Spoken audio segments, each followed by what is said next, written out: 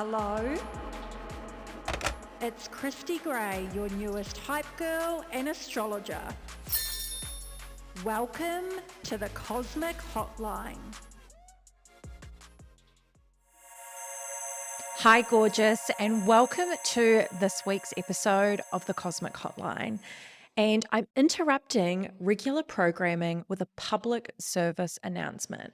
What the hell is going on right now in the universe?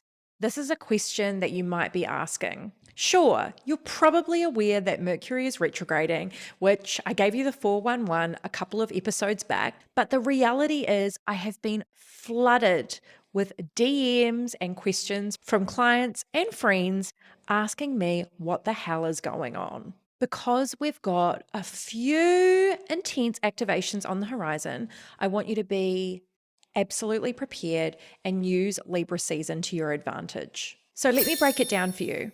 If you've been feeling a little bit more emotional than normal, maybe more fatigued, or questioning absolutely everything that you do, that's very normal during this time when Mercury is retrograding. But we're not here to talk about Mercury today. What I want to share with you is what is actually on the horizon, astrologically speaking. Why is it so important to be aware of these activations, and how can you best work with them? Because if you use this energy in the lead up to your advantage, it's going to make it so much more digestible when it arrives. So the first day of October is only a couple of days away. And from the 1st to the 12th of October, we're navigating a Saturn-Uranus square. Now, Saturn is the planet of structure, karma, discipline, and how we respond to authority. So using those keywords and thinking about them, you can say this planet's a bit of a stickler, doesn't necessarily like change, and wants you to do things a certain way to get the best possible result. I always think of a return on investment when I think of the planet Saturn. It's like if you put the work in, you will only ever be rewarded, but nothing ever comes easy. And then when we talk about the planet Uranus rules revolution, rebellion. When it's a transit, it's like an expect the unexpected moment. And because these two have been heralding in the Aquarius age and battling it out in these squares since 2021, this is the final time they're going to come together in these particular zodiac signs for the next 20 years. So you could say this activation's pretty significant. But both of these planets stand for completely different things. And a square in astrology isn't necessarily harmonious. It means something's got to change and something's got to give. So this is an opportune time to take a look at all aspects of your life and identify what area of your life is begging for change and how can you embrace change rather than resist it. If we were experiencing this activation at any other time, it probably wouldn't feel as heavy and sticky and more challenging to move through it. But it's because we've experienced so much, astrologically speaking, and also on a collective global level over the last couple of years, that you might be feeling like me and going, when is this ending? I've been doing the work. How do I get a little bit of a reprieve, universe?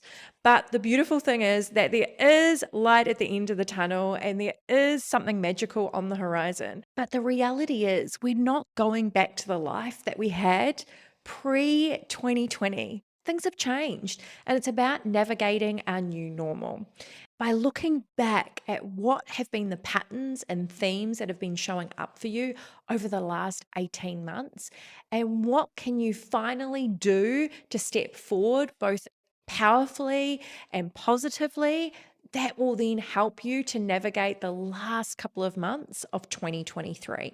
Now, the reason why I am gearing you up for all of this change on the horizon is that not only are we navigating this final Saturn-Uranus square, Scorpio season will kick off on the 23rd of October, and Scorpio represents transformation. And I know my Scorpio babes out there, you'll be feeling me on this. It's like, when are you not transforming? Every day is like a brand new beginning. But Scorpio season does bring with it change, transformation, and emotional depth. It's about focusing on your mental health, investing in psychology and therapy and personal development. It's about going inwards, and it's more introverted than Libra season. With Scorpio season also comes eclipse season. So things are about to get magical AF, depending on how you look at this. We have a solar eclipse in Scorpio on the 25th of October, and then we have a lunar eclipse in Taurus on the 8th of November. So knowing that eclipses are agents for change and destiny points, the opening and closing of doors moments, is that you would be better to be prepared in the lead up to this season on the horizon. Now, that light at the end of the tunnel that I promised you, that will come when we enter into Sagittarius season, which we have to navigate through Libra season and Scorpio season first. But things are going to start to get a little bit lighter from then. Use Libra season to level up your communication. The communication and conversation you have within yourself, and the communication and conversation you have with others.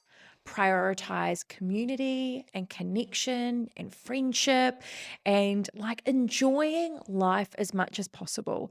Try to avoid sweating the small stuff. By the time you've navigated through that, and when we embark on Scorpio season, that's when you can go inwards a little bit more and focus on the mental work and prioritizing the mental game that's ahead of you. Now, something that I never do is I just felt really drawn to pull a tarot card based on guidance and insight as to what we're navigating right now.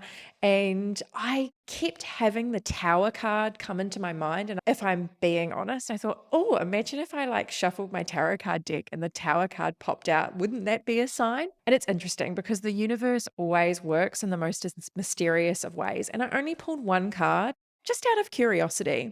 And the card I pulled was the 8 of Pentacles. And the interpretation for this card is, in my opinion, everything that we're experiencing right now. Words associated with this card are diligence, discipline, and knowledge. The visual on the 8 of Pentacles includes a man working away. He's paying attention to the details. This card is all about patient production. It has a bit of a element of painstaking attention to the details. I like to think of this as Groundhog Day energy. So we're working, we're getting down to the nitty-gritty, we're paying attention.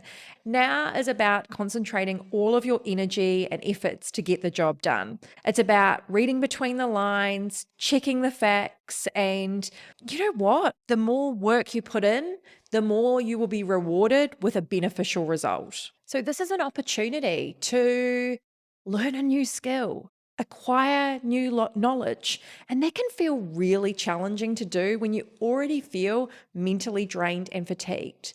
But I would be going on a quest to seek out high vibrational and inspirational content. Yes, that's right. Pay attention to what you're consuming, whether that be online, on social media, whether that be the people that you follow. It could be the friends that you have, the things you listen to, the things you watch. There's so many layers to this. But if you need to seek out a new perspective, don't be afraid to go out and find it. This is all about cultivating a level of self-awareness that you've never had before. Sure, nothing is always going to go to plan, and wouldn't it be nice if you could feel high vibe 100% of the time, but you always have the power to choose a new path forward. So yes, there's still a little bit more of work required in 2022 because Mars is about to retrograde too. More of that in a future episode. But think of the next few weeks as a reconciliation. Think about the person that you've had to become over the last few years. Reflect and celebrate on all of your talents, your capabilities, the discipline that you've developed, and I am sure an entirely new perspective on the world because of it. If I was going to use one sentence to frame up what we're currently navigating, it's this: short-term pain for long-term gain, baby.